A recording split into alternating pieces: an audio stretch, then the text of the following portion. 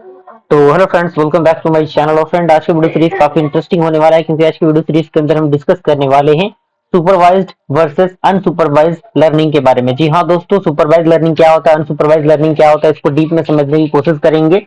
बने रहिएगा अंत तक, तभी आपको स्टेप बाय स्टेप पूरा प्रोसेस समझ में आएगा। साथ ही साथ अगर आपने अभी तक हमारे प्लेलिस्ट को एक्सेस नहीं किया मशीन लर्निंग के, तो आप प्लेलिस्ट को एक्सेस कर लीजिएगा। प्लेलिस्ट का लिंक आपको नीचे डिस्क्रिप्शन बॉक्स में मिल जाएगा, आप वहां से उसे चेकआउट कर सकते हैं। ये वीडियो को स्टार्ट करते हैं।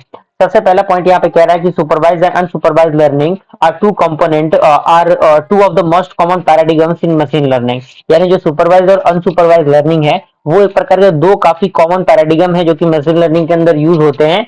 And they differ primary in the type of data they use for training and the kind of task they are suited for. यानी ये बेसिकली क्या है, ये डिफर करता है प्राइमरी टाइप ऑफ डेटा को जो यूज करता है ट्रेनिंग करने के लिए, इसका यूज होता है। साथ ही साथ काइंड ऑफ टास्क के लिए जो सूट होता है as according to the task, उसके अकॉर्डिंग काम करता है। अब आइए स्टेप बाय स्टेप इसे समझने की कोशिश करते हैं।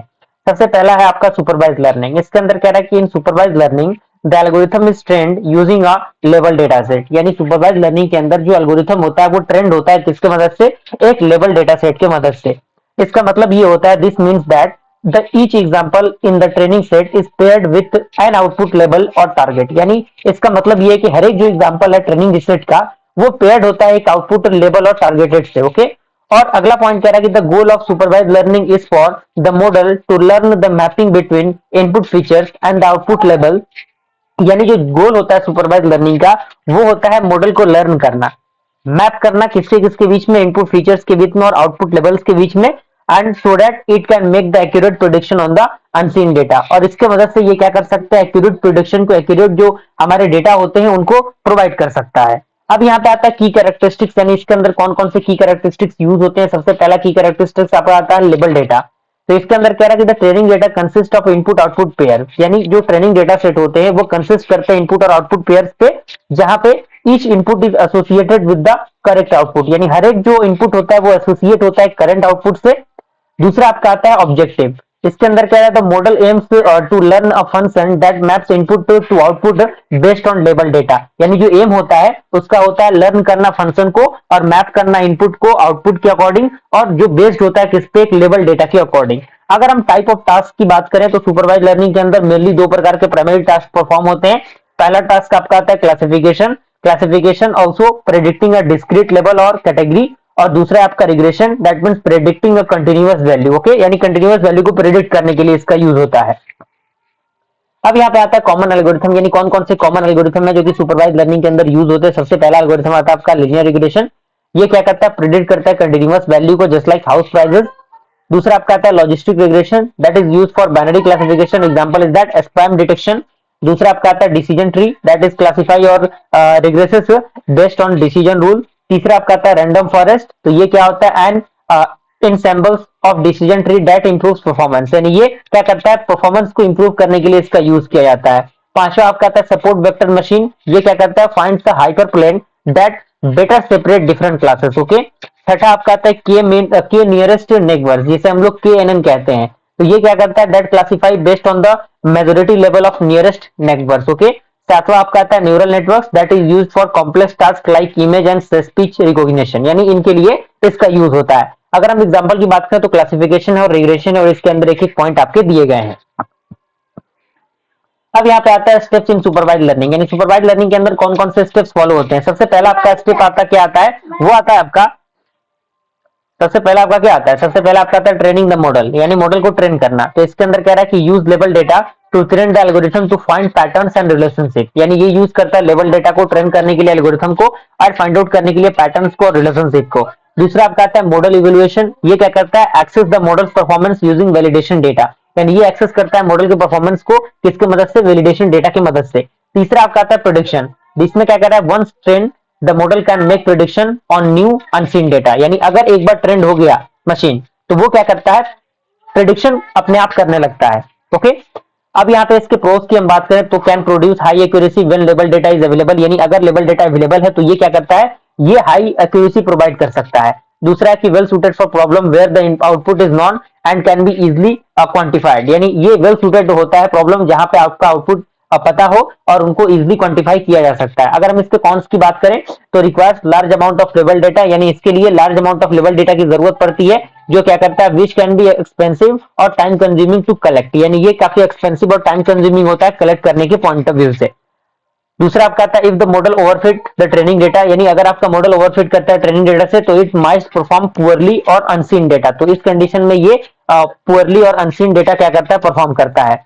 अब यहाँ पे पहला तो हमारा कंप्लीट हो गया सुपरवाइज लर्निंग। दूसरा आपका आता है अनसुपरवाइज लर्निंग। इसके अंदर हम बात करें तो इसके अंदर कह रहा है कि unsupervise learning the algorithm is given unlabelled data and is task with finding patterns और स्ट्रक्चर इन द डेटा, यानी अनसुपरवाइज लर्निंग के अंदर जो एल्गोरिथम होता है वो गिव, यानी ये क्या देता है हमें एक अनलेबल्ड डेटा देता है और इसका टास्क क्या होता है फाइंड करना पैटर्न्स को और स्ट्रक्चर को एक डेटा के अंदर। अब यहाँ पे कह रहा है कि there are no predefined levels और टारगेट्स, यानी इसके अंदर कोई भी प्रीडिफाइंड लेवल और टारगेट्स नहीं होते, इसलिए जो गोल होता है goal is to explore the data and extract useful information such as clusters और पैटर्न्स। इसका गोल होता है एक्सप्लोर करना डेटा को और एक्सट्रैक्ट करना यूजफुल इंफॉर्मेशन को, जैसे कि उसका क्लस्टर हो गया पैटर्न्स हो गए।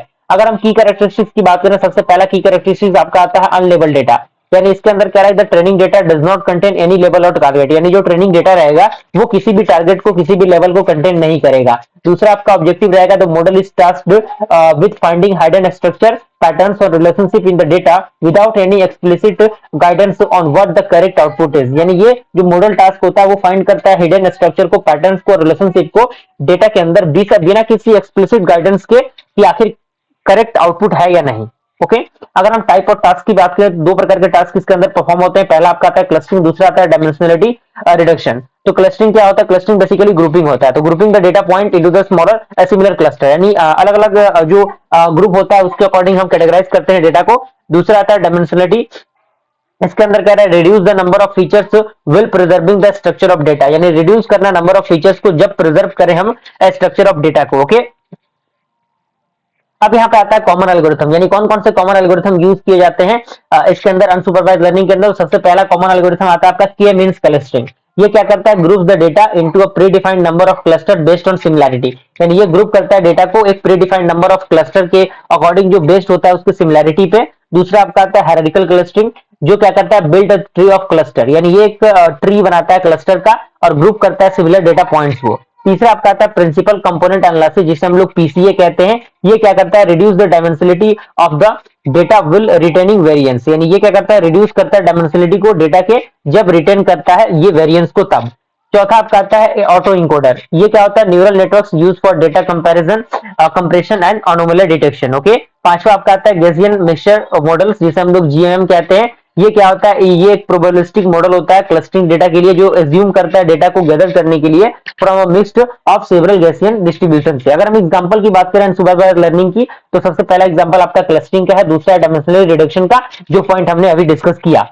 अब यहाँ पे कुछ स्टेप्स है जो कि फॉलो किए जाते हैं सुपरवाइज्ड लर्निंग के अंदर। सबसे पहला स्टेप आता है मॉडल ट्रेनिंग, तो ये क्या करता है? यूज करता है अनलेबल डेटा को to learn the underlining structure और रिलेशनशिप, यानी ये यूज करता है अनलेबल डेटा को लर्न करने के लिए और अंडरलाइन करने के लिए स्ट्रक्चर को, रिलेशनशिप को।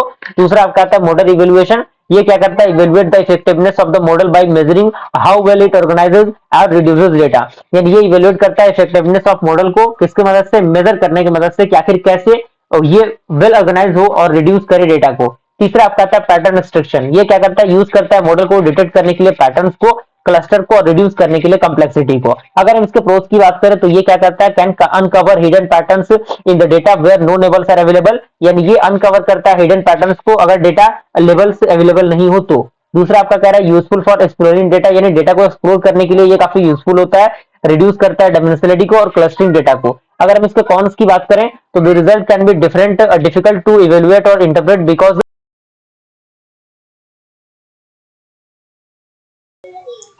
और उसके बाद इसका कॉन्स भी दिया हुआ है, आप यहाँ पे देख सकते हैं 2 पॉइंट कॉन्स के अंदर दिए गए हैं।